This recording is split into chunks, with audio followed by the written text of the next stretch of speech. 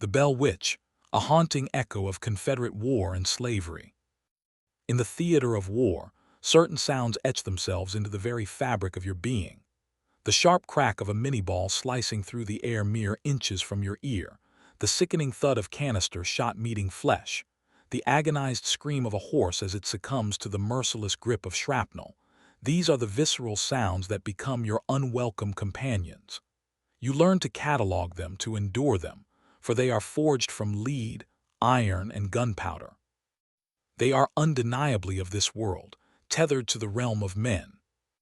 Yet what we encountered within that limestone throat along the Red River transcended earthly comprehension.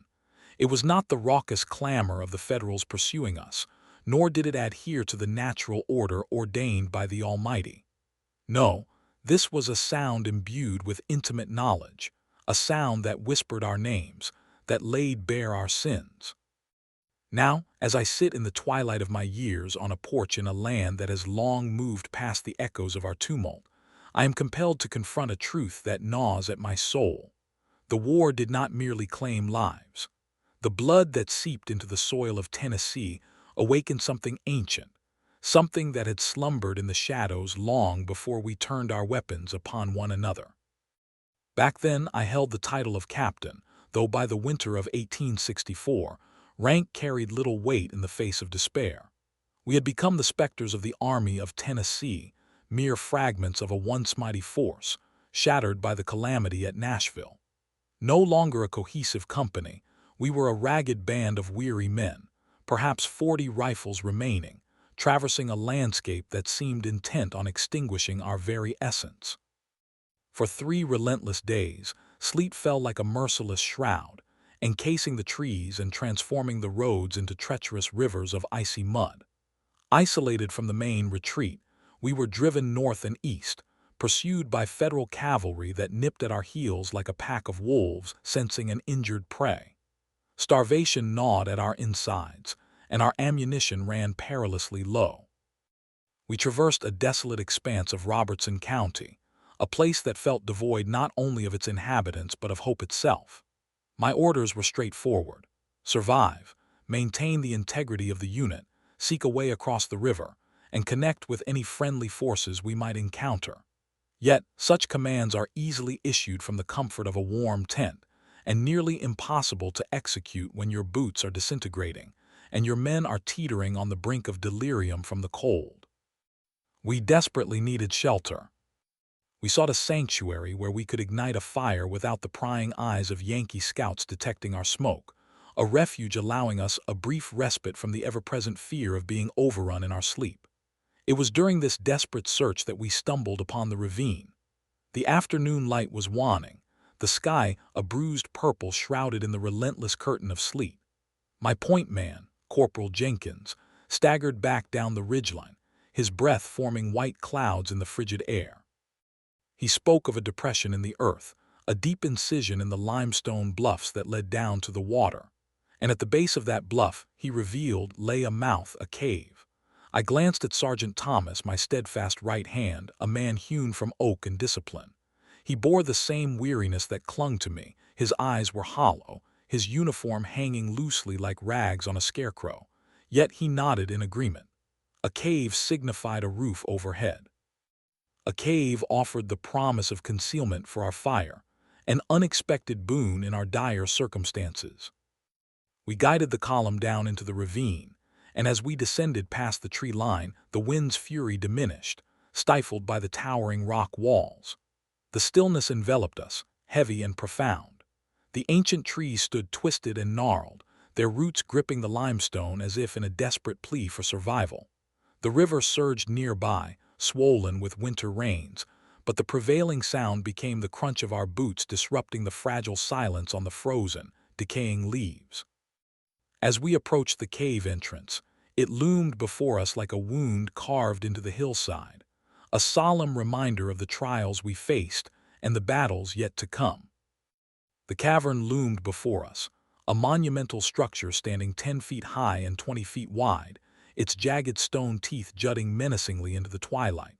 The darkness that enveloped it felt denser than the fading light surrounding us. To a weary soldier, It appeared as a fortress, a sanctuary amidst chaos. I commanded the men to halt and establish a perimeter while Thomas and I approached the entrance for a closer inspection. It was then that Private Ewan broke formation.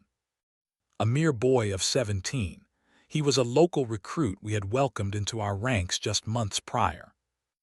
Though a skilled marksman, Ewan was prone to anxiety, often interpreting omens in the flutter of a bird or the way a log crackled in the fire.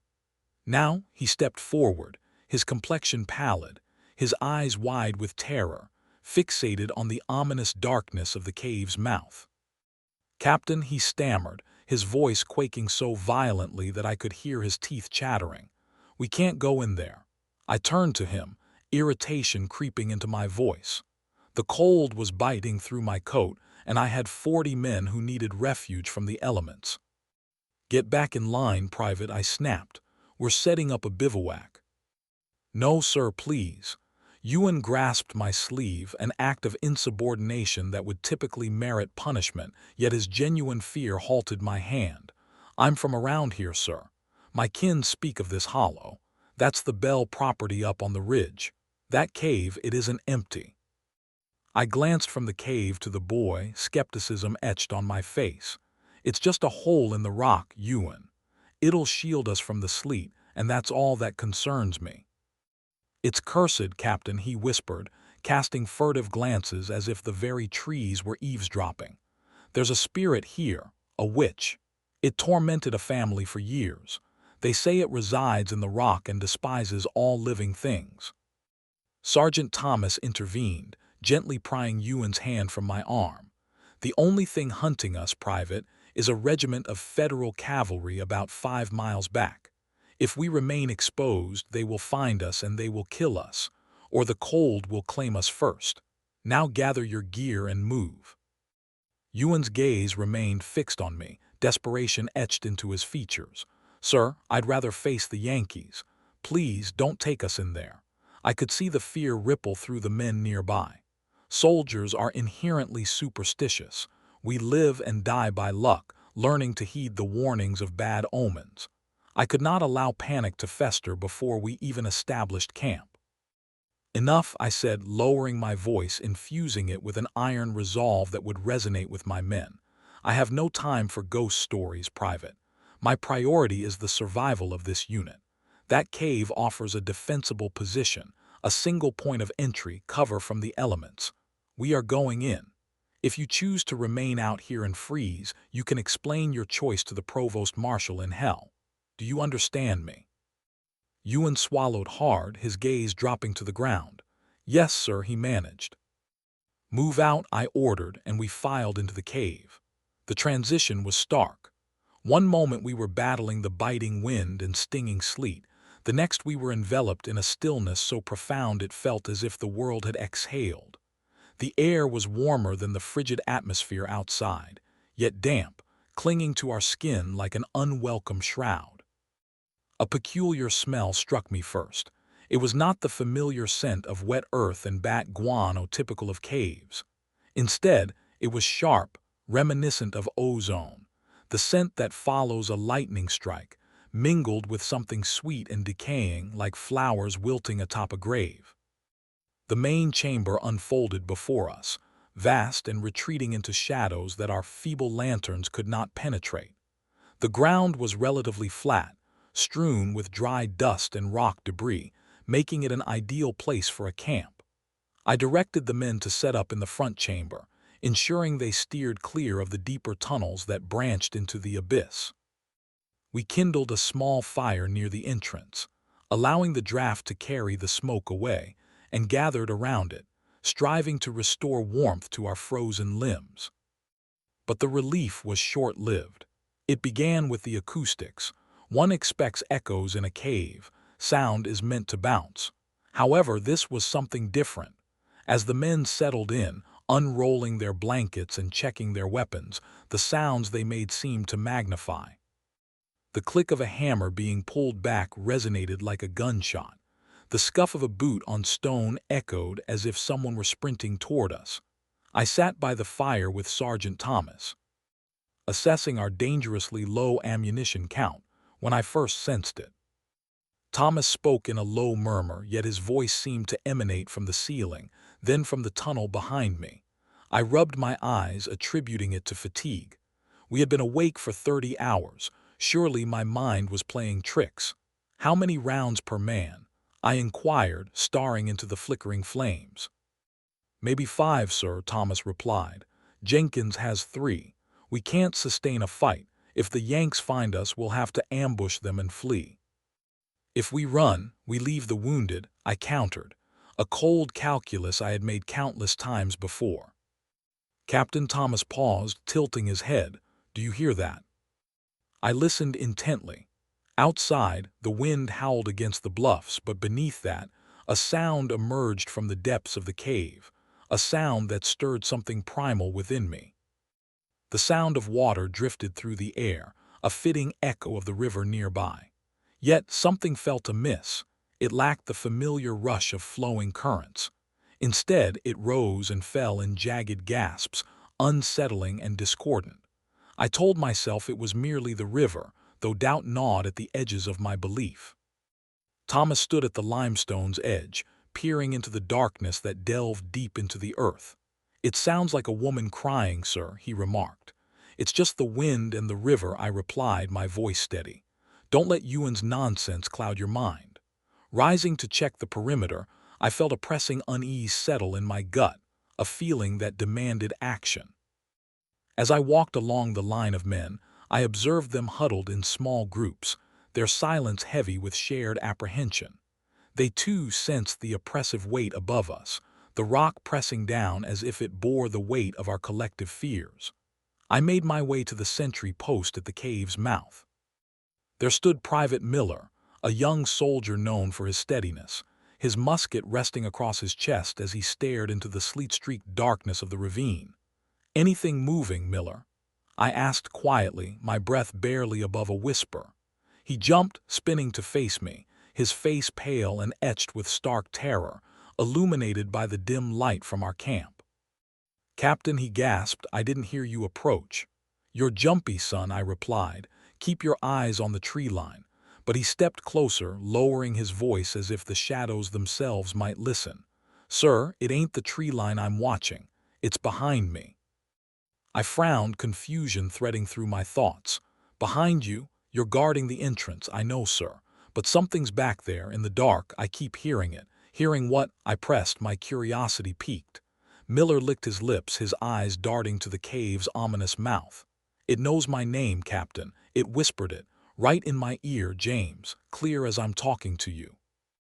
I turned, a chill creeping up my spine, and I swear he faltered, struggling to articulate his fear. I had my lantern set on the rock ledge, just a flicker to see my footing, and I felt fingers, cold fingers. They pinched the wick out, just pinched it, sir, like a man snuffing a candle. I glanced at the lantern resting on the rock, its darkness unsettling. The wick remained warm, the faint smell of burnt fat lingering in the air. The wind blew it out, Miller, I said firmly. The drafts in here are strange. There wasn't no draft, sir, he insisted, his voice rising in panic. It was fingers. I felt the air move. I felt the cold coming off them. Quiet, I hissed, urgency threading through my tone. You'll spook the whole company. Relight your lantern, stand your post. If I hear one more word about ghosts, I'll put you on point for the next 3 days. Are we clear? Yes, sir, he whispered, defeated yet still reluctant to turn his back on the cave's darkness. He stood sideways, trying to keep watch on both the woods and the tunnel. Frustration simmered within me as I returned to the fire, burdened by exhaustion, the weight of the situation, and the fear that threatened my command. I sank heavily beside Thomas, who was methodically cleaning his pistol, his repetitive motions a balm to the tension in the air. The men are rattled, he remarked softly. They're tired, I replied. Fear makes the mind play tricks. Once they get some sleep, they'll be fine. Did Miller see something? He asked, still focused on his task. He let the wind blow out his lamp and imagined the rest. Silence enveloped us, the cave settling around like a living thing. The weeping sound of water seemed to recede, replaced by a low, rhythmic thrumming, a vibration that reverberated through my bones. I closed my eyes, striving for rest, knowing I needed to be sharp for the coming dawn. We had to move at first light. Then the wind shifted. It began as a low whistle from the dark tunnels, a steady current flowing toward the entrance. But as it coursed over the jagged rocks of the cavern ceiling, the pitch deepened, growing louder. Thump, I opened my eyes, thump, thump. The sound morphed from a whistle into a dull, heavy impact, echoing through the chamber and shaking dust loose from above. Thump, thump, thump. Every man in the chamber sat up, hands instinctively reaching for their weapons. The sound was unmistakable for anyone who had stood on a firing line. It echoed like distant artillery, a barrage of heavy guns, 12-pounders, firing in a relentless rhythm. Yet it emerged from deep within the earth itself. "Thomas," I called, rising to my feet. "What is that?" "It sounds like cannon fire, sir," Thomas replied, standing beside me, his pistol drawn.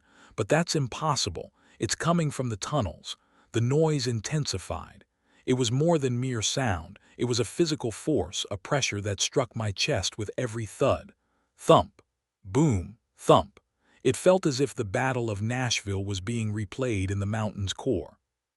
This was the very sound of destruction we had narrowly escaped, the cacophony of our army being torn apart, captured, amplified, and reverberated back to us in the darkness. "It's just a trick of the wind," I shouted over the din, desperately trying to assert control. "It's the storm outside echoing down the shafts." But even as I spoke, doubt gnawed at me. The rhythm was too deliberate. It was the cadence of a battery firing for effect. Then, beneath the booming of those phantom guns, I heard something else, a sound that sent chills racing down my spine. It was the unmistakable sound of screams. Not the wailing of the wind or the weeping of water, but human cries, men in anguish, calling for medics, calling for their mothers.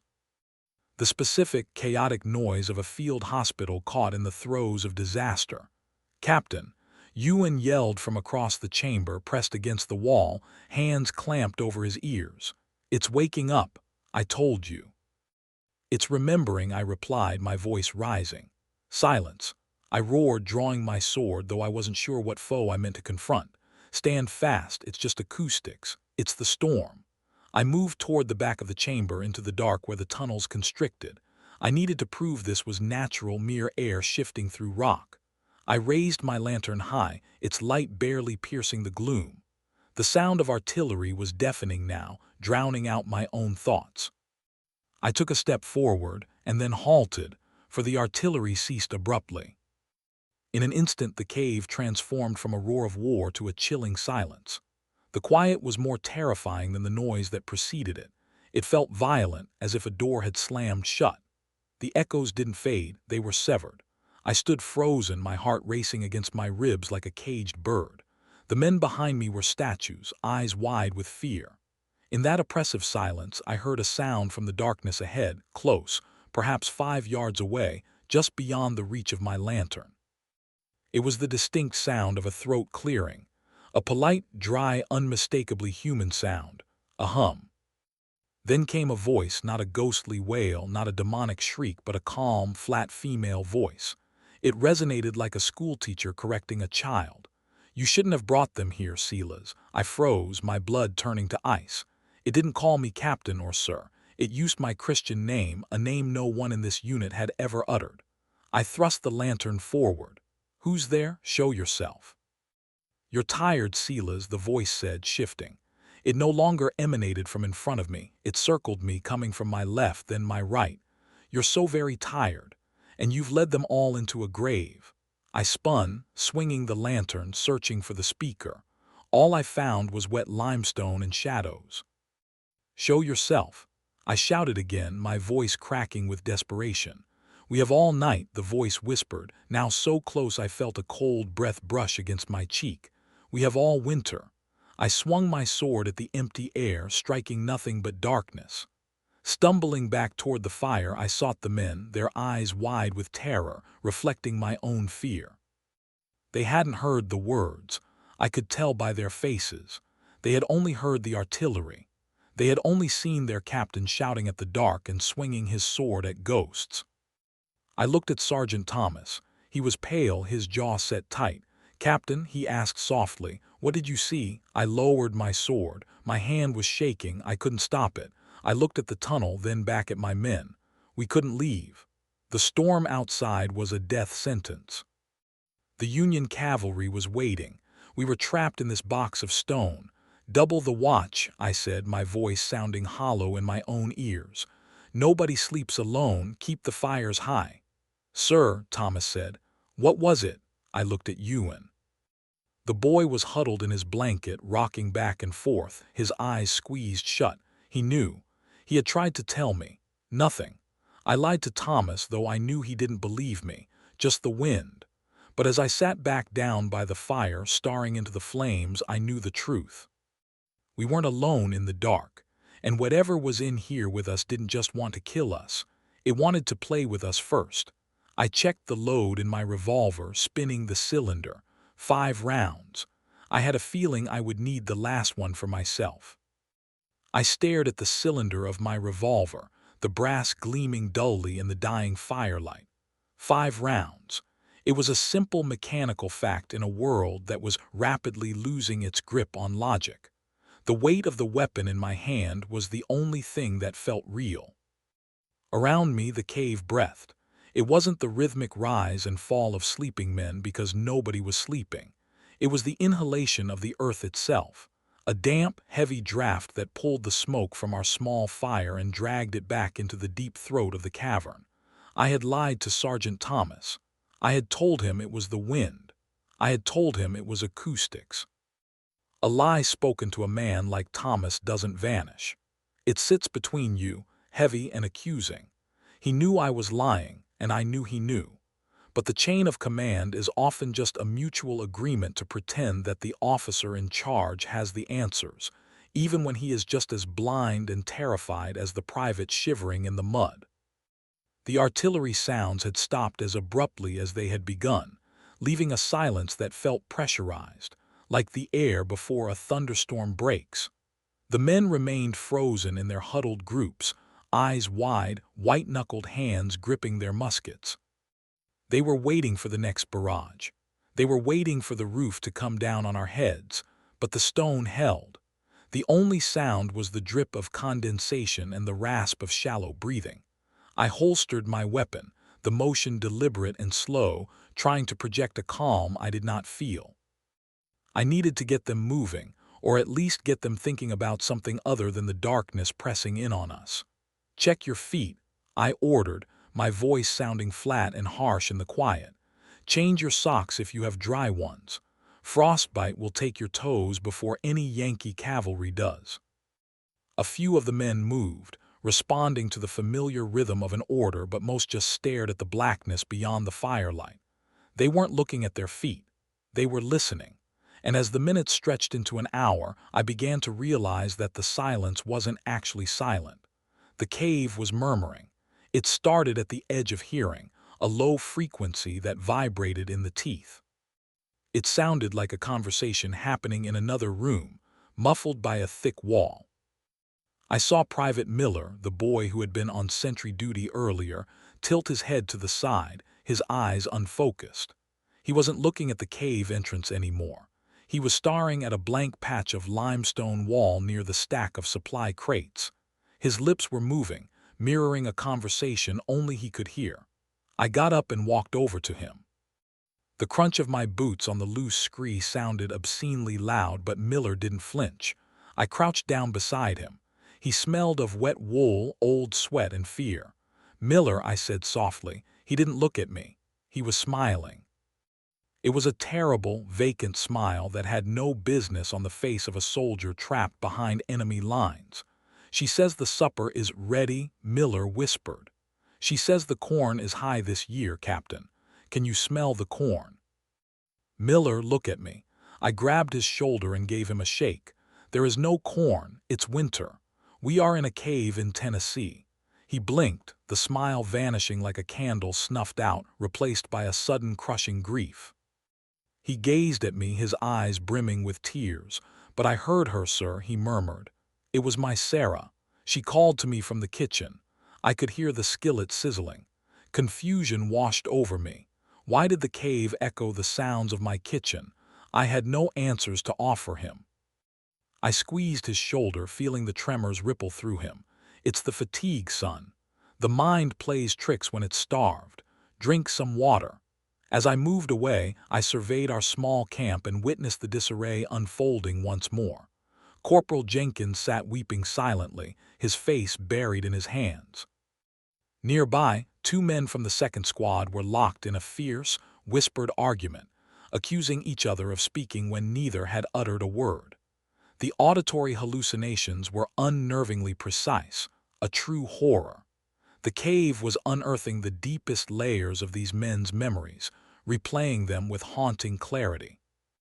It sought out the voices they missed most, mothers, wives, children, and twisted them into something unrecognizable.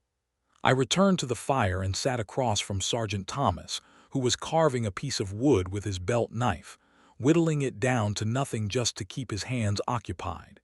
His face was shadowed and resolute as he looked up at me. "The men are breaking, Silas," he said softly, dropping the formality of rank. "They're hearing things that aren't there." I nodded, tossing a twisted branch into the fire, watching it hiss as the sap boiled out. "We just need to make it to dawn. Once the sun rises, the shadows will retreat." "We move out at first light, storm or no storm," I affirmed. "But it's not just voices," Thomas continued, his gaze now distant. "I did a perimeter check in the inner tunnel. The temperature drops 10 degrees back there, and the air, it feels thick, like walking through water. It's a cave system, Thomas. It has drafts, it has pockets of gas. We are soldiers, not nannies. We don't get spooked by cold air." "Do we get spooked by this?" Thomas asked, pulling a handful of musket balls from his pocket. He tossed them onto the ground between us, and instead of rolling, they settled in the dust. And then, to my horror, I saw one of the lead balls twitch, followed by another.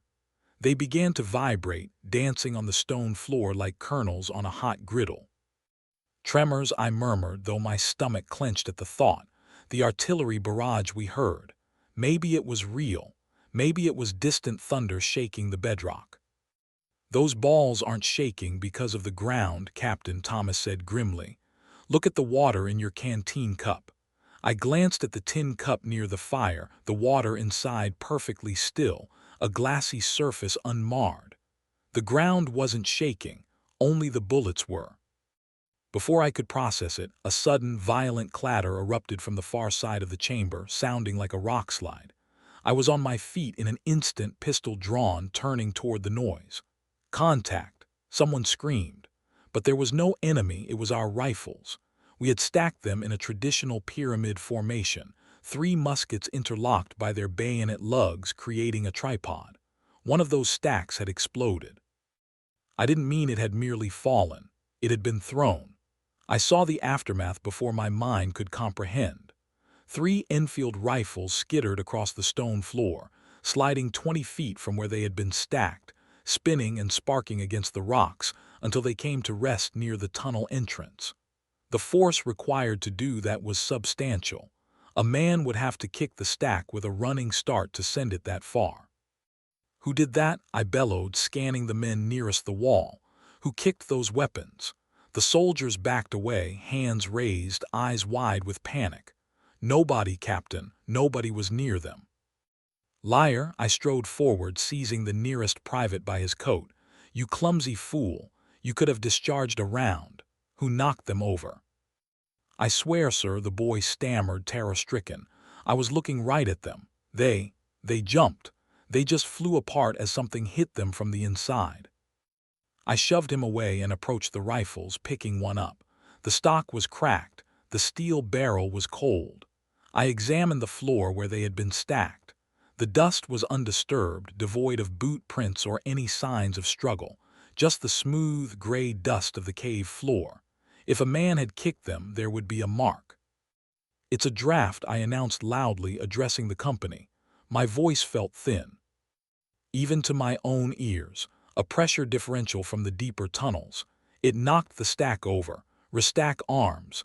Lay them flat this time. Nobody stacks weapons until we leave." "A draft," Jenkins echoed, his voice rising in hysteria. "A draft that throws a 10-pound rifle 20 feet. That ain't wind, Captain, that's a hand. That's the witch." "Secure that talk, Corporal," I warned, pointing my pistol at him, not to shoot, but to shock him into discipline. "There are no witches. There is physics and there is panic. You are succumbing to the latter. Now lay those weapons down and secure your gear." The men moved to obey, but their movements were sluggish, weighed down by fear, looking over their shoulders, flinching at every flicker of shadow. My heart raced against my ribs. Deep down, I knew it wasn't a draft. I understood that physics didn't allow for heavy objects to launch themselves across a room. Yet, I had to maintain the illusion of the known world. If I were to confess that the laws of nature were unraveling in this place, chaos would ensue. My gaze met Ewan's. The young private lingered at the back, his expression a haunting mix of pity and resignation. Unlike the others, he did not tremble with fear. I motioned toward the tunnel entrance, urging him to follow me. We stepped away from the flickering firelight, retreating into the shadows where darkness enveloped us. Ewan moved quietly behind me. "You know what this is," I said, my voice barely above a whisper. It was not an inquiry. "I tried to tell you, Captain," Ewan replied, his youthful face aging in the dim light. "They call it the Bell Witch around here. But that's merely a label for something beyond comprehension. I care little for names, Ewan. What can it do? Is it a gas? A magnetic force?" Ewan shook his head slowly. "It's not a gas, sir. It's a mimic. That's what my grandmother called it." "A mimic? Elaborate," I insisted. Ewan leaned closer, his voice trembling. "It listens," he murmured, glancing nervously back at the fire. "It hears your fears, your loved ones, and then it mimics their voices. It lures you into the darkness, seeking to divide us. It preys on your vulnerabilities, sir. If you harbor secrets, it knows. If you carry guilt, it will scream it out loud." "The rifles," I pressed. "Can it harm us? Physically?" Ewan's expression darkened. "It can throw things, stones, sticks. It enjoys striking out, pinching. But its true aim is to make you harm yourself. It wants you to pull the trigger in desperation. It drives men to madness, Captain. That's how it kills. It unravels your very sanity." "How do we stop it?" I asked, but Ewan's gaze reflected a deep hopelessness. "You can't stop it, sir. You can either leave or die. Those are the only choices on this cursed farm." "We can't leave," I said, my teeth clenched. "Not tonight." "Then we pray," Ewan replied, though I doubted it would heed our pleas. Dismissing him, I returned to the fire, a chill settling in my gut that had nothing to do with the cold. A mimic, an intelligence that knew me intimately. It had whispered my name, Sela's. It had brought forth my guilt, the weight of every man I had lost since Nashville, weaponizing my conscience. Time dragged painfully onward. I organized the watch, doubling the sentries, and took the 200 shift myself, standing by the entrance with Sergeant Thomas. Outside, the storm raged on. Sleet transformed into heavy snow, wrapping the cave in a white shroud. We were effectively entombed. Thomas, usually stoic, stood with his back against the stone wall, his eyes scanning the darkened cave rather than the blizzard outside. He had survived battles at Shiloh and Chickamauga, had charged into the fray and fought hand to hand. I had never seen him afraid until now. "You should rest, Silas," he urged, his voice rough. "I have the watch. I can't sleep," I confessed. "Every time I close my eyes, I hear it." "Hear what?" "The artillery, and other things." Thomas nodded slowly. "I hear my daughter," he said, the weight of his admission heavy in the air. "She died of fever in '62. But back there in the dark I can hear her crying for water. She keeps saying, 'Daddy, it's hot. Daddy, the water's gone,' over and over." "It's a trick," I said, gripping his arm. "Ewan says it's a mimic. It pulls memories from your mind. It's not her, Thomas. It's a lie." "I know it's a lie," Thomas whispered, a tear carving a path through the dirt on his cheek. "But it sounds just like her breath, her voice when the fever took her. How can a rock know that? How can a cave know how my little girl died?" I had no answers. I turned away, my gaze fixed on the swirling snow. "Hold the line, Sergeant, just hold the line." I walked to check on Miller, but when I turned back, a sharp, wet smack echoed through the cave, a sound of flesh striking flesh. I spun around, heart racing. Sergeant Thomas staggered back from the wall, his hand pressed to his face. He stumbled over a loose stone, landing hard, scrambling backward like a terrified animal, his pistol raised and trembling. "Thomas," I rushed to him. "What happened? Did you see someone?" "It hit me," he yelled, shock cracking his voice. "It walked right up to me and slapped me." "Who?" I demanded. "Nobody. There was nobody there." I grasped his wrist, pulling his hand away from his face. I gasped. An angry crimson handprint marred his left cheek, glaring against his pale skin. It was not the mark of a soldier. It was small, delicate, the fingers long and slender, a child or a woman's. And it burned. Even in the frigid air, heat radiated from the imprint. The skin was blistering as if he had been struck by a red-hot iron. "God in heaven," I whispered. I felt the fingers seal as Thomas wept, gingerly touching the mark. They were wet and cold, but they burned. It was right in my face. I smelled it, rotten flowers. It laughed at me. It slapped me. And then it laughed. The men by the fire stirred, waking to the chaos. They saw their sergeant, their Iron Man, sitting in the dirt, weeping, clutching his branded face. In that instant, I watched the morale of our unit shatter. It didn't break. It evaporated. If Thomas could be touched, if he could be harmed by the unseen, then none of us were safe. "Rise," I urged, pulling him upright. "Cover that mark. Don't let them see it clearly." "They know, Silas," Thomas said, his eyes wide with fear. "They know we're judged." I pushed him toward the fire, then turned to face the men gathered around us. "Sergeant Thomas took a fall in the dark," I lied, the words bitter on my tongue. "He struck his face on a rock. Stay at your posts." But their gazes had shifted from Thomas to the cave's yawning mouth. Silence enveloped us once more, yet it felt charged, alive with expectation. The air pressure dropped suddenly, causing my ears to pop. The fire flared, momentarily turning a vivid blue before dwindling to a mere flicker. And then the voice returned. No longer a whisper, it resonated with authority, reminiscent of a stern schoolteacher, yet amplified, reverberating off the cave walls. "Roll call," it declared, mocking the very essence of military protocol. "Morning report. Casualty list." I stood frozen, my hand instinctively resting on my revolver.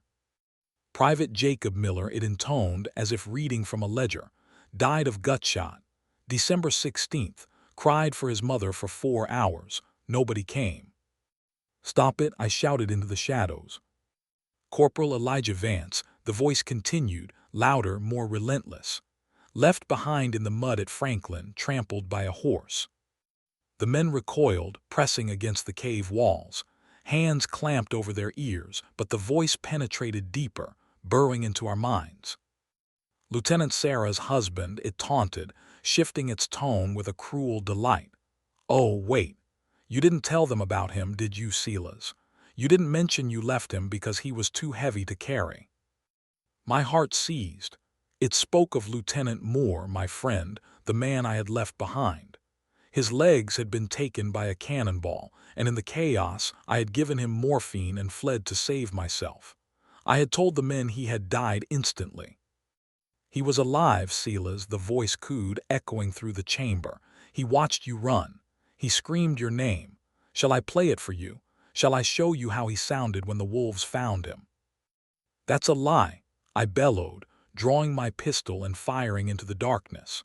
The flash momentarily blinded me, the sound of the gunshot reverberating violently in the confined space. The bullet ricocheted off the limestone ceiling, vanishing into the abyss. The voice laughed, a dry, rasping sound reminiscent of dead leaves skittering across pavement. "Save your powder, Captain," it whispered, chillingly close to my ear. "You have so many names left to hear, and we have all night to count the dead." I spun around, but found only empty air, the dying fire, and 40 men staring at me, their realization dawning that their commander was as damned as they were. The cave transformed from a mere shelter into a courtroom. the trial of our souls beginning in earnest. The smoke from my revolver lingered, a ghostly gray smudge that twisted toward the ceiling, forming shapes that resembled grasping fingers before dissolving into the dark above. I stood there, weapon still drawn, my heart pounding against my chest like a trapped bird, bracing for a return fire that I knew, deep down, would never come. There was no enemy lurking in the shadows, no infiltrator hiding behind the stalagmites. There was only the stone, the cold, and the voice that had stripped my soul bare, revealing the decay beneath. The men looked to me, and I felt the weight of command, an understanding that those outside this world could never grasp. When everything crumbles, when nature's laws unravel and the sky falls, 40 pairs of eyes will seek guidance from you, yearning for an order that can bring sense to the chaos. Yet here I stood, devoid of answers, without a manual to confront a disembodied voice that knew the intimate details of my betrayal. "Captain," it was Ewan, unmoving against the wall, his gaze fixed on me instead of the dark tunnel where I had fired. His face wore the mask of grim acceptance, the expression of one who has long awaited a storm and now simply braced for the inevitable rain.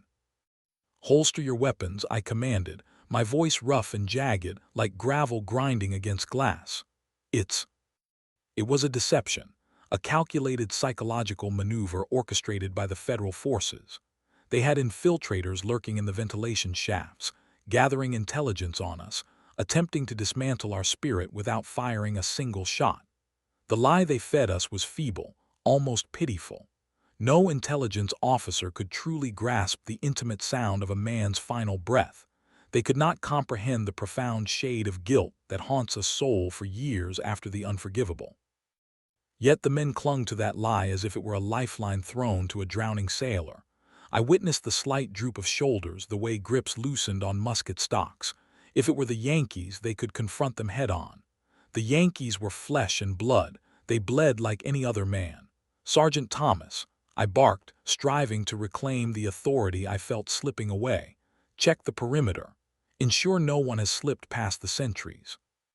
Thomas met my gaze, his hand lingering near the angry blister on his face, a silent acknowledgement passing between us. He understood. We had both seen too much death to be easily deceived. He knew I was masking the truth, yet he also recognized that calling me out would fracture our unit. "Aye, sir," he replied, his voice heavy with unspoken understanding. "First squad on me. Bayonets fixed. We'll sweep the front chamber." As they moved out, I retreated toward the fire, my legs feeling leaden and numb. I retrieved my logbook from the pocket of my tunic, a small, weathered, leather-bound volume stained by rain and sweat. Flipping to the last entry written 3 days prior, I read, "Movement slow. Morale low. Supplies critical." I stared at the words, yearning to capture the voice that had haunted me, to confine it to paper, to prove to myself that I hadn't lost my sanity. "Lieutenant Moore, legs gone, left him." I snapped the book shut. I couldn't bring myself to write it down. Committing it to ink would make it all too real. The hours bled into the morning, the sun rising not in brilliance but rather as the darkness simply faded to gray. The tempest outside had subsided, leaving behind a silence that rivaled the one within the cave. Snow piled high at the entrance formed a 3-foot drift, blocking the wind and sealing us in. I approached the mouth of the cave, kicking through the snow to glimpse the ravine beyond. The world outside was stark and white, the trees encased in ice, resembling skeletal figures trapped in glass. The Red River flowed like a black scar through the desolation, swollen and rushing with icy slush. I lifted my field glasses, scanning the opposite bank. My heart froze. "Thomas," I whispered, not turning around, "get up here." The sergeant crunched through the snow to join me. I handed him the glasses, directing his gaze toward the ridge across the river about 400 yards away. "Tell me what you see." Thomas adjusted the focus, standing still for a long moment as his breath misted in the frigid air. When he lowered the glasses, his face was ashen. "Blue," he said, confirming my fears. "Cavalry." I nodded, dread pooling in my stomach. "A scouting party, maybe 20 horses. They're dismounted, examining the ford. They're blocking the crossing, Silas." If we attempt to cross, they'll cut us down in the water. We're sitting ducks." I took back the glasses, scrutinizing the Federal troops. They looked cold and miserable, huddled in their greatcoats. Just men.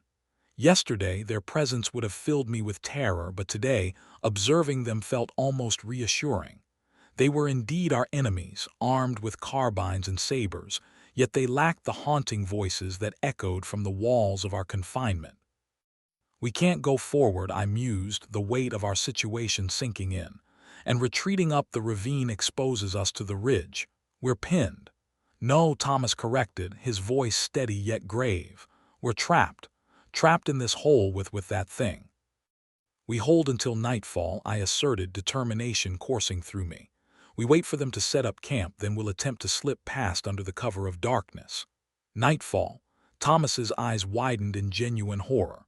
"Captain, you want us to endure another 12 hours in here. The men won't survive. You saw them last night. Miller talks to his dead wife. Jenkins is crying in the corner.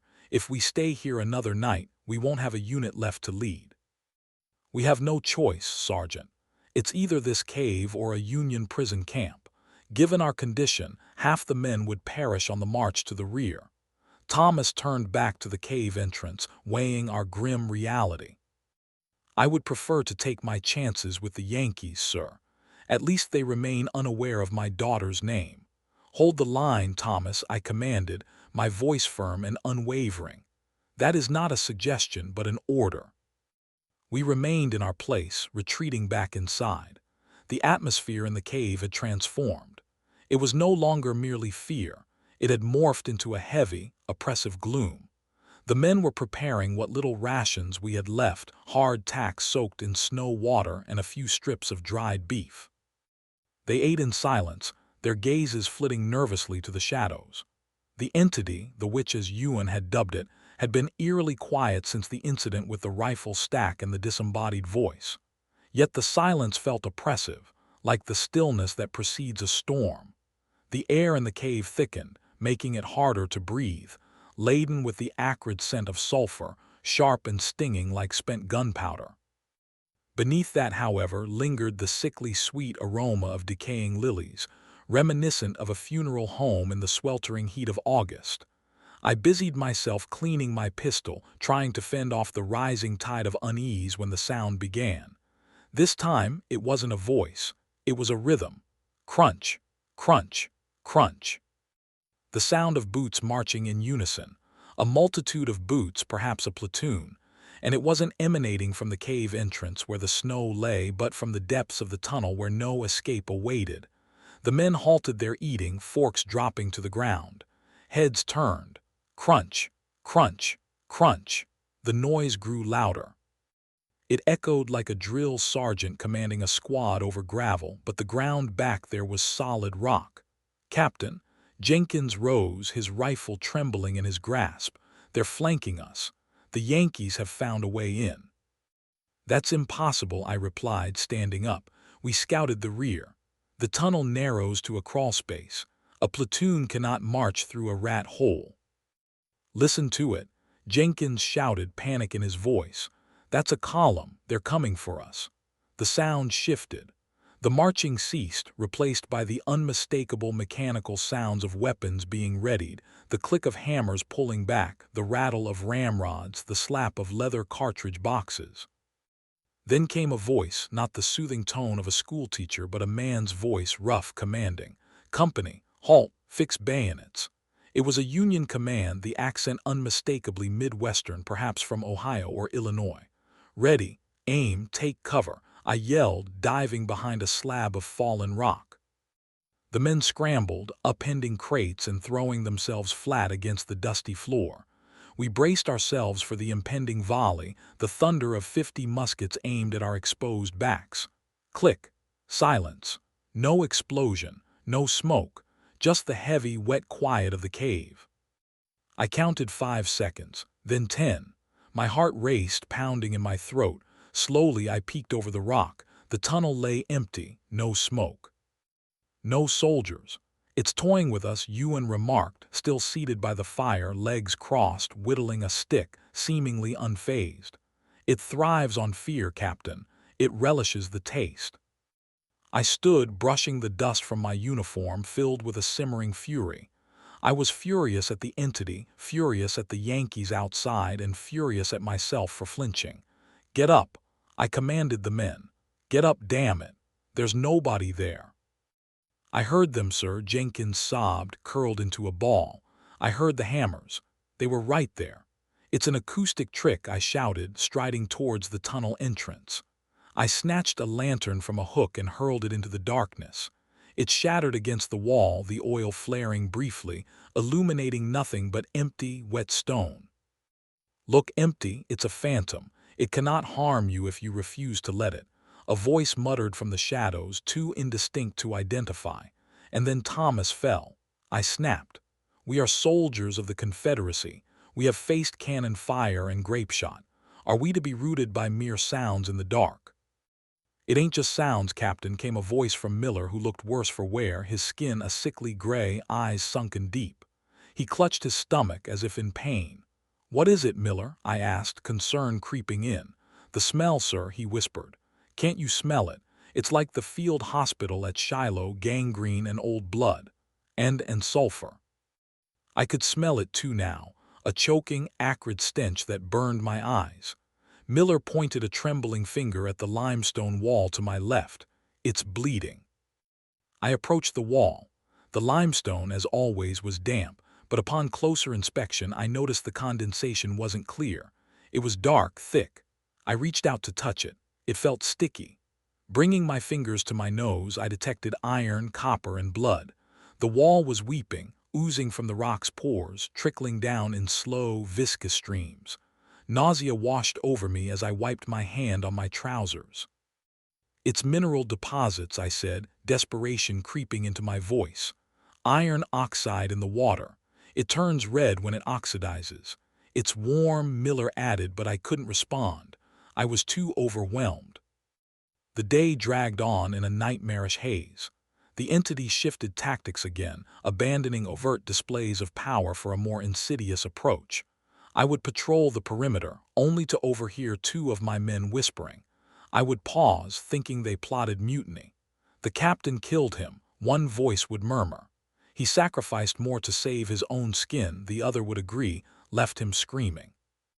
As I rounded the corner, my hand firmly gripping my pistol, I braced myself for insubordination, only to discover the men lost in slumber or adrift in their own thoughts, far removed from the gravity of our situation.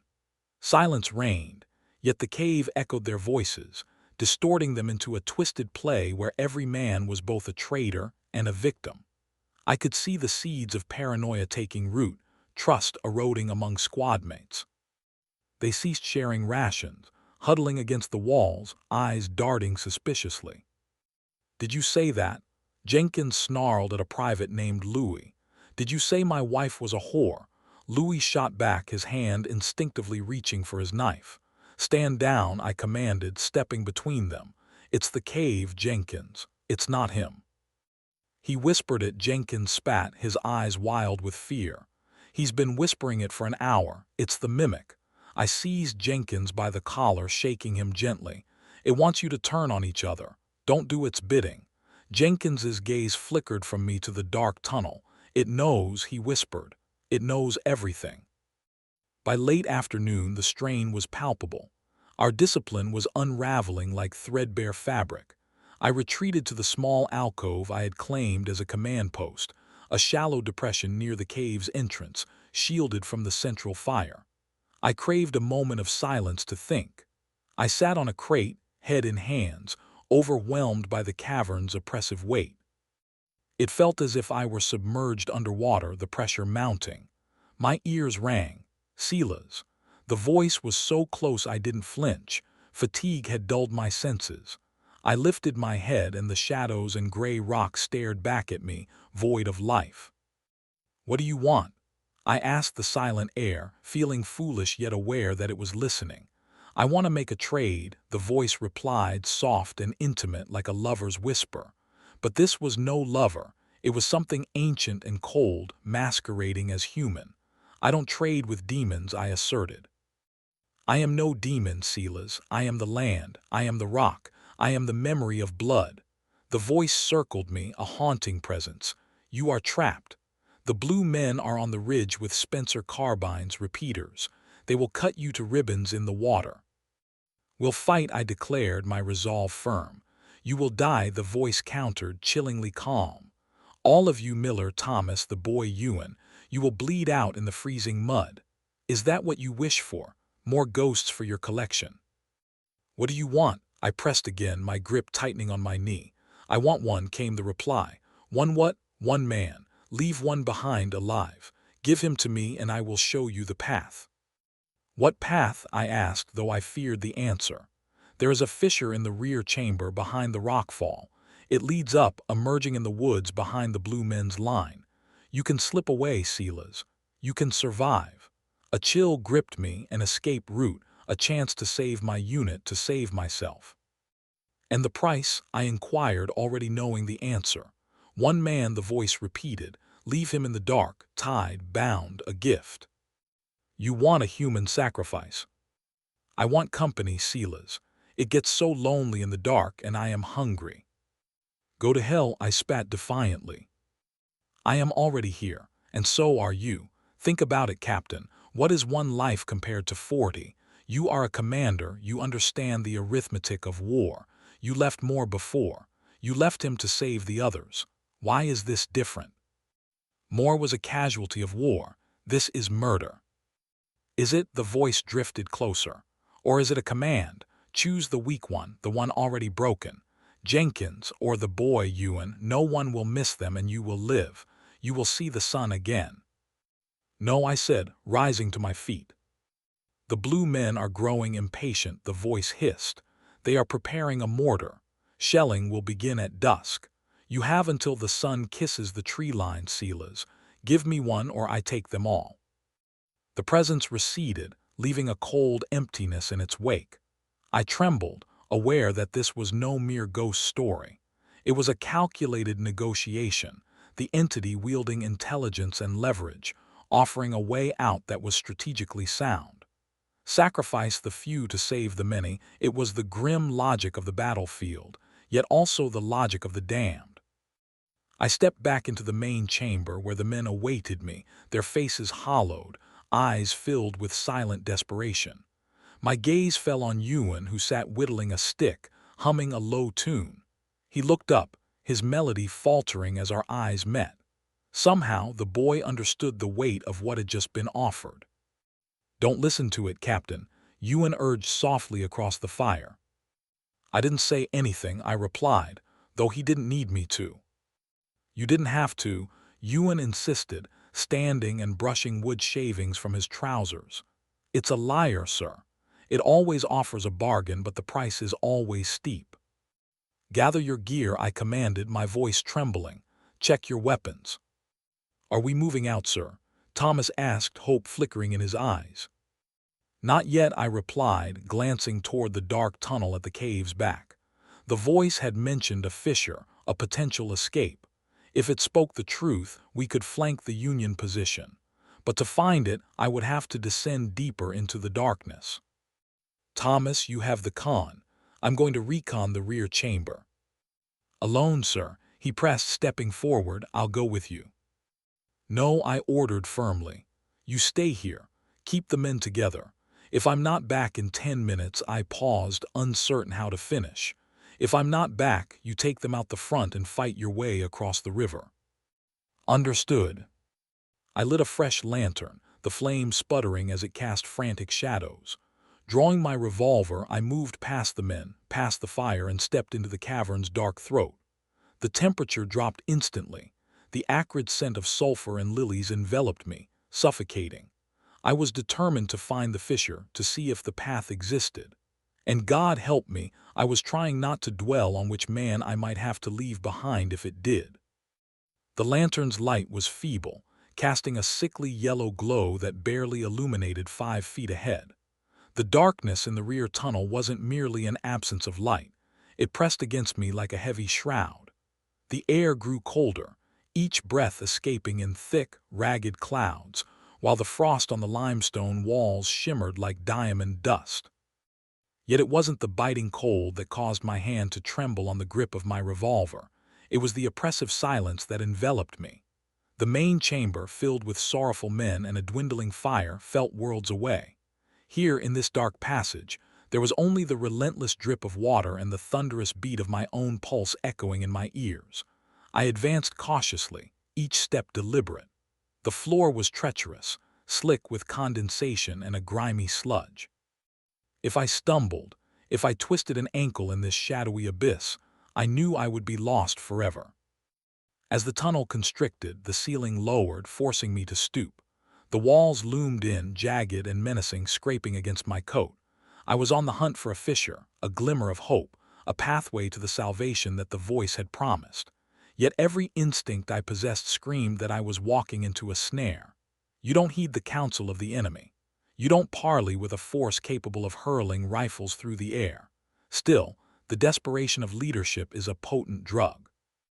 If there was even a 1% chance that I could outmaneuver the Union position and lead my men to safety, I had to seize it, even if it meant sacrificing my very soul.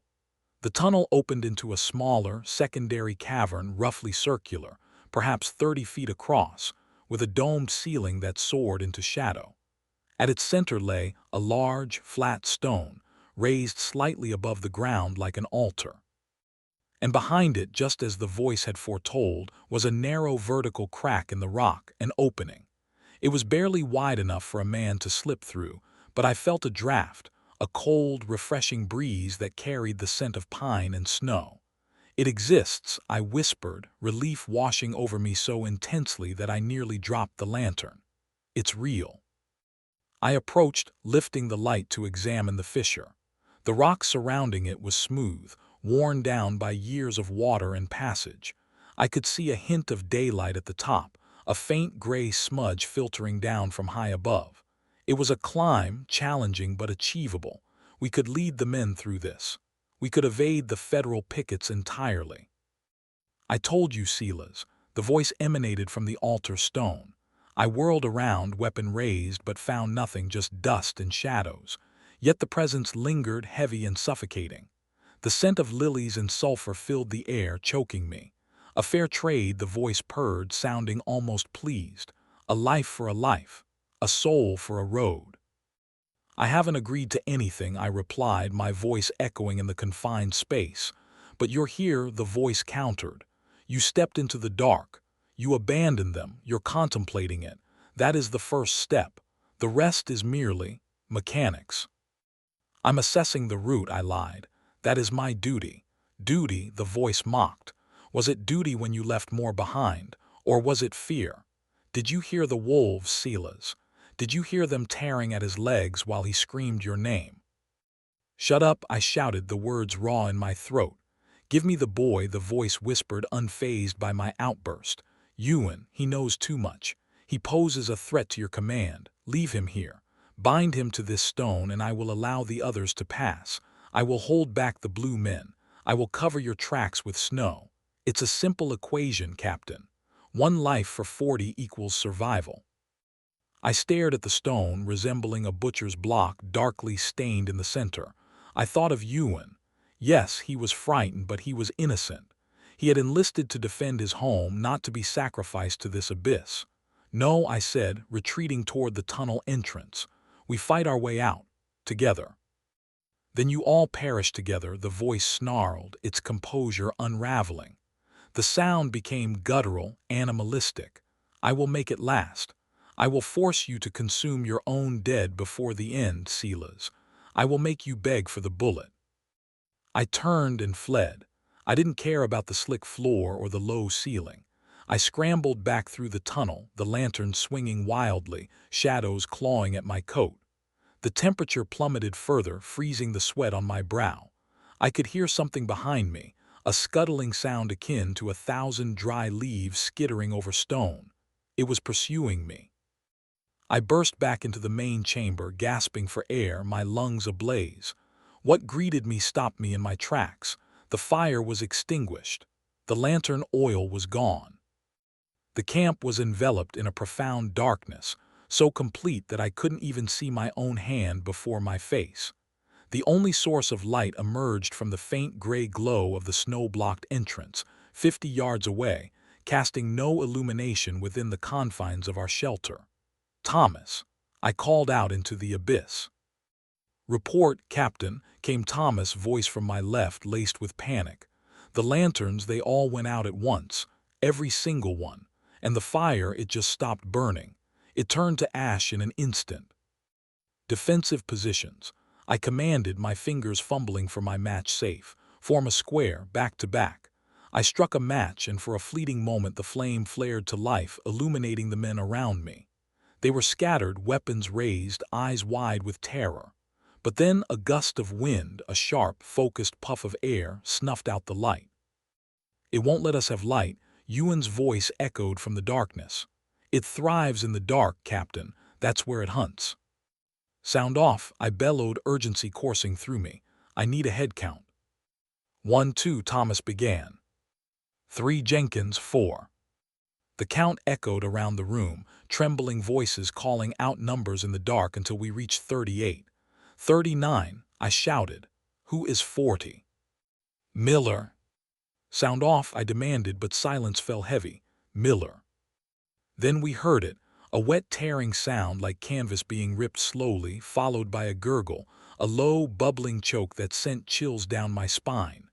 "Miller." I moved towards the sound, hands outstretched, blind in the dark. "Talk to me." "He can't talk, Silas," whispered a voice right beside me. "He's busy." I stumbled over something soft, a leg. I fell to my knees, my hands landing in something warm and wet. It was sticky and reeked of copper. "Light," I screamed. "Someone get a light, damn you." "I'm trying, sir," Thomas yelled back. I heard the frantic strike of flint against steel, sparks flying in brief showers of orange, illuminating a horror for an instant. Miller lay on his back, his throat torn out, not cut, but savaged, as if by a beast or a hand of unimaginable strength. "Contact," Thomas screamed, firing blindly into the ceiling. "It's in the room." Chaos erupted. The men began firing wildly. Muzzle flashes lit the cave, revealing terrified faces and twisting shadows. "Cease fire," I roared, crawling away from Miller's body. "You're shooting at shadows. You'll hit each other." But the panic had gripped them. The cave was filled with the deafening roar of gunfire, the ricochet of lead-off stone, and the screams of men battling an unseen foe. "It's here," Jenkins shrieked. "Get it off me! Get it off me!" In a flash of gunpowder, I saw Jenkins thrashing on the ground, clawing at his own face. There was nothing there. He was fighting the air. "Thomas." I found the sergeant in the dark, gripping his coat. "Stop them. They're killing themselves." "I can't see, Silas."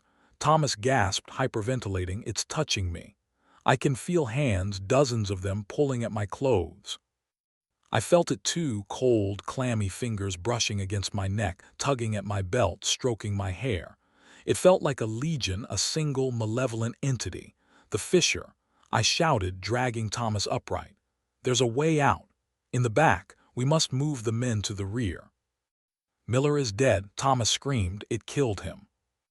"We go now or we all die. Grab who you can. Move to the rear tunnel." I seized Jenkins by the collar and hauled him up.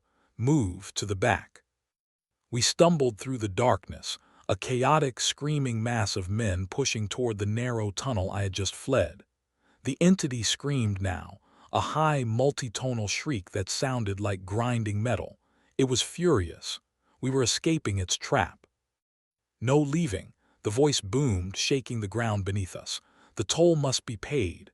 Rocks began to fall from the ceiling, dust choking the air.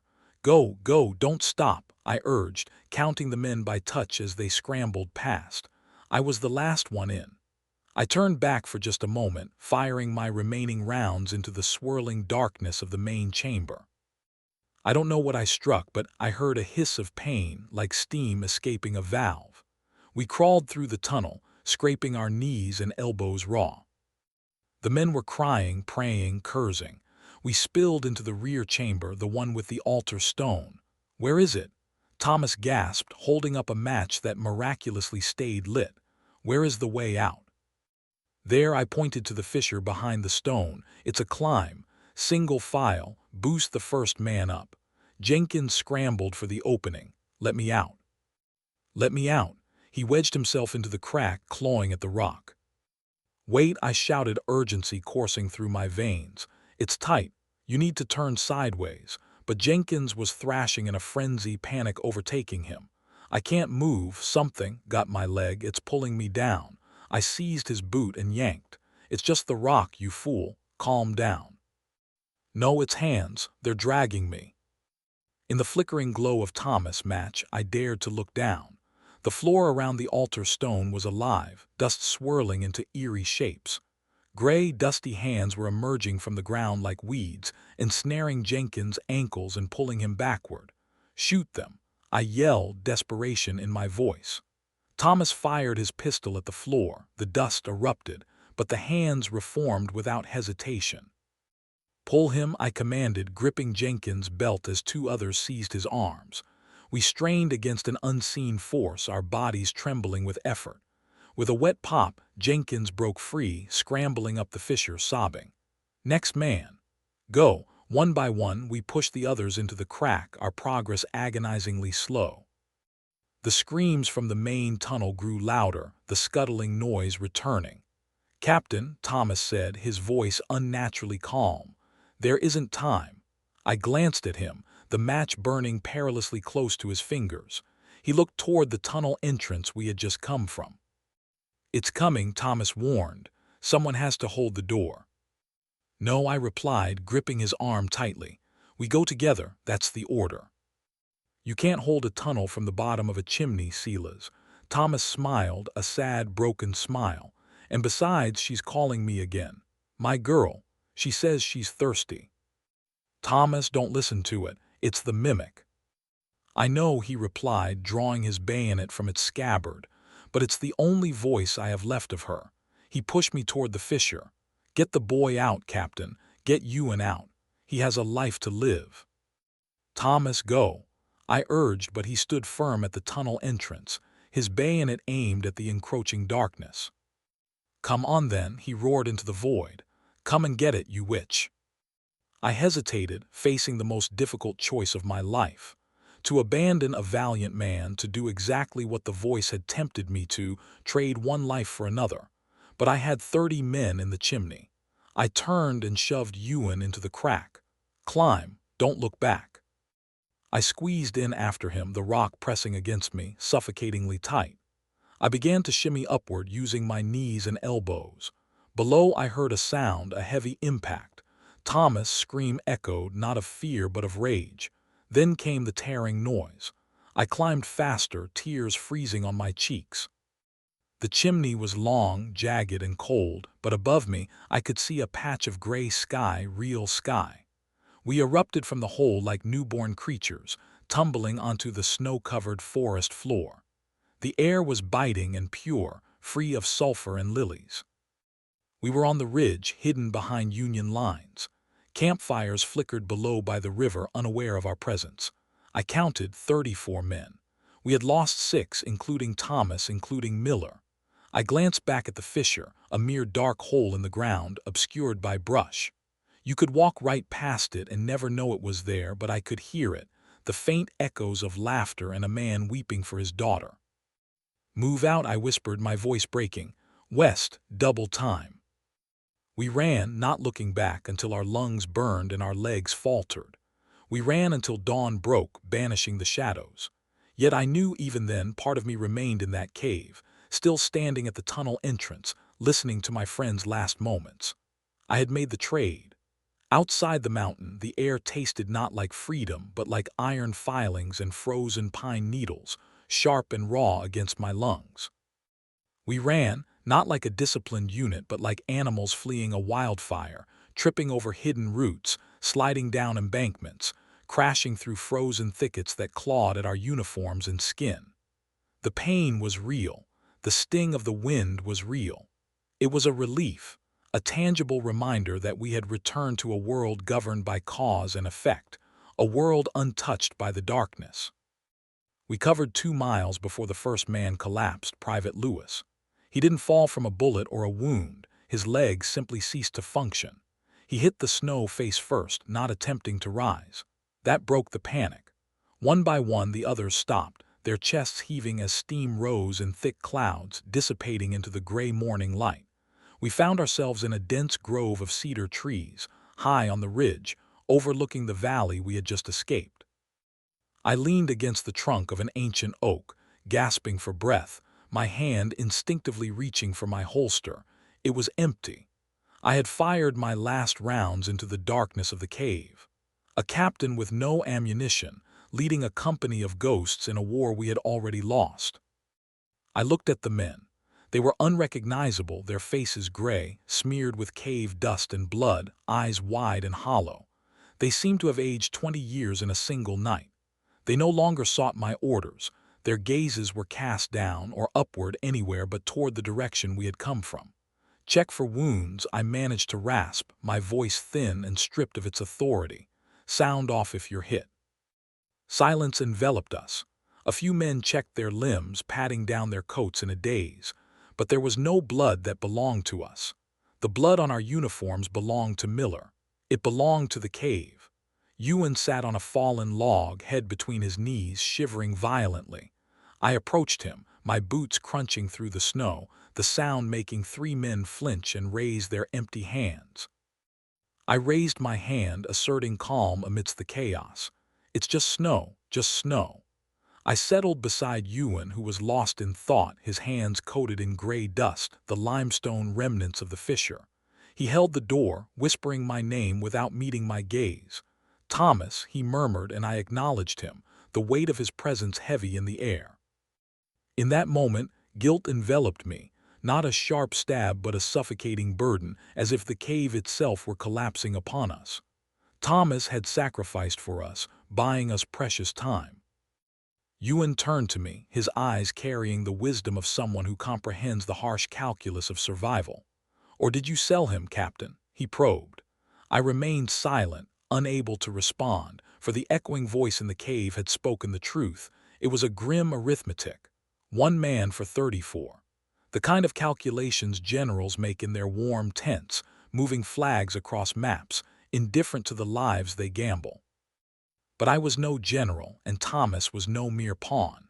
He was a man who had shared warmth and coffee with me, who had chosen to linger with the memory of his lost daughter rather than flee into a world devoid of her laughter. "We need to keep moving," I urged, rising to my feet. The Union patrol still lurked below. "They won't find the fissure," Ewan countered, a hint of resignation in his voice. "The trade has been made. The path is closed." I wanted to chastise him, to dismiss his superstitions, but the words caught in my throat. I stepped to the edge of the cedar grove, where the ridge fell sharply toward the river. I retrieved my field glasses from my coat. Though the lenses were cracked from our climb, I could still make out the ravine below. The sun had risen fully now, a pale orb behind the clouds, illuminating the dark scar of the Red River and its snow-covered banks. I adjusted the focus, scanning until I spotted the cave's entrance. The Union cavalry had advanced. Their horses were tethered to trees by the riverbank, their breath steaming in the cold. A cluster of blue-clad soldiers huddled at the cave's mouth, not in formation but gathered close, pointing nervously at the entrance. I spotted an officer, a man in a long coat with a saber at his side, barking orders, gesturing for his men to enter. I held my breath as 4 soldiers lit torches and stepped into the abyss. "They're going in," I whispered, feeling the tension ripple through those behind me. A few crawled closer to the edge, peering down. We were the enemy, watching our hunters walk into the very trap we had just escaped. Yet there was no malice in our hearts, only a shared dread. We understood what awaited them, the drop in air pressure, the suffocating scent of lilies rising to claim them. We waited, minutes stretching into an agonizing silence. The wind whistled through the cedars, a lonely sound that bore no resemblance to artillery. Then they emerged. The 4 soldiers stumbled from the cave, not running but scrambling, falling in the snow. One had dropped his torch, another had lost his cap. Even from 400 yards away, their terror was palpable. They retreated to the riverbank, flailing their arms, shouting to the officer. He seemed to argue, striking one of them with a gloved hand, pointing back toward the cave. A brave man, or perhaps a fool, he drew his revolver and marched toward the entrance, followed by two others who looked as if they were walking to their doom. This time the wait was brief. Maybe 2 minutes passed before a sound drifted up from the valley. It wasn't a scream, it was a gunshot. Then another, followed by a ragged volley of rifle fire that echoed against the canyon walls. "They're shooting at shadows," Jenkins murmured from behind me, "just like we did." And then silence. When movement returned, it was slow and dreadful. The Union soldiers emerged from the darkness, dragging something behind them, 2 bodies. They pulled them through the snow, leaving dark streaks in their wake, laying them out on the riverbank. I raised my glasses, my hands trembling so violently that I had to brace my elbows against a tree. I focused on the bodies. One was a Union soldier, his blue coat shredded, his face a mask of crimson. The other was Thomas. I lowered the glasses, squeezing my eyes shut, unwilling to see, yet the image seared into my mind. Thomas didn't appear to be a man who had just died. He seemed hollow. His uniform hung on him like a deflated balloon, and his face from a distance appeared smooth, devoid of features, as if all terror and rage had been wiped away, leaving only a blank visage. The Union officer was the last to emerge, no longer shouting. He mounted his horse and gave the order to withdraw. They left Thomas and their fallen comrade behind, unclaimed in the snow. They galloped hard to the east, splashing through the ford, creating distance between them and the cave. They ran just as we had. They left him, I said, my voice echoing with emptiness. They had to, Ewan replied. The witch keeps what she kills. We remained on that ridge until the sun dipped low in the west. We were cold, starving, and unarmed, yet none of us wished to move. We watched as snow began to fall once more, soft, fat flakes that blanketed the dark forms by the river. By twilight, Thomas was gone, hidden beneath a pristine white shroud. The cave mouth loomed like a black eye, unblinking. "Captain," Jenkins asked, his voice cracking, "where do we go?" I turned my gaze westward toward the setting sun, toward the war that still awaited us, a war of bullets and cannonballs, a war I could comprehend. "We move west," I declared. "We find the army. We report in." "What do we report, sir?" Carter, Miller's replacement, inquired. "What do we tell them happened to the sergeant, to Miller, to the others?" I looked at the 34 men surrounding me, their eyes seeking a narrative that would shield them from madness in the years to come. "We tell them we were engaged," I asserted. "We were ambushed by a superior Union force. We held our ground as long as we could. Sergeant Thomas and the others died covering our retreat. They died heroes." It was a lie, yet it held a kernel of truth. Thomas was indeed a hero, though he hadn't fallen in battle. "And the cave, sir?" Ewan pressed. "Do we tell them about the cave?" I cast one last glance at the ravine, the snow falling heavier now, blurring the edges of reality. "There was no cave," I said firmly.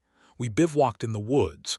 We were hit at dawn. That is the record. That is the truth." The men nodded, understanding the weight of unspoken truths. Some truths are too heavy to bear in a knapsack. Some truths must be buried lest they consume you. We marched for 2 days before we encountered a Confederate picket line near Clarksville. We were half dead, frostbitten, and delirious. They fed us, warmed us, and asked for our report. I documented it in a new logbook, my hand steady, my soul numb. "Skirmish near Red River. Enemy strength unknown. 6 casualties. Equipment lost." The ink dried, black and permanent. The official history was written. The war concluded 4 months later. I surrendered with Johnston in North Carolina and returned home to Georgia, where I married, raised a family, and built a life upon the foundation of all I had left unsaid. I grew old. The world transformed, the telegraph gave way to the telephone, the horse to the automobile. The war became a tale for history books, a romance of flags and ideals. Yet I never returned to Tennessee. I never approached a cave again. The sound of the wind over a jug's mouth unsettles me. The scent of lilies at a funeral stirs something deep within. And the silence, it is not empty. Late at night when the house is still and my wife sleeps beside me, I hear it. It is not a mere memory, it is a connection, an unbroken thread. I hear the drip of water on limestone. I hear the scratching of fingers against rock. And I hear Thomas. He no longer screams or rages, he whispers now. He whispers the names of the men I saved, counting them over and over like a rosary. 34, 34, 34. He does not accuse me. That is the hardest part. Instead, he sounds grateful, as though he seeks to comfort me. He tells me the dark is not so daunting once you grow accustomed to it. He assures me she cares for them well and that they are waiting. I know my time is drawing near. The doctor tells me it's my heart simply worn out. He urges me to rest, to not fear, but he does not grasp what I know. He believes death is like sleep, a fading of light, but I know better. I understand there are places on this earth where the rock remembers. There are ancient things that slumber within the geology of this land, older than God, hungrier than the grave. When I close my eyes for the final time, I will not ascend to heaven. I made a trade, a life for a life, a soul for a road. I purchased 34 lives with one. It was a fair bargain, any commander would agree. A tactical victory, but the bill always comes due. Ewan was right about that, the bill always comes due. I feel the cold draft in the room now. The fire burns but offers no warmth. The scent of sulfur seeps from the corners. I am not afraid. I have awaited this moment since 1864. I am ready to return, ready to stand guard, for Thomas has lingered in the dark for far too long, and now it is my turn to hold the door. The end.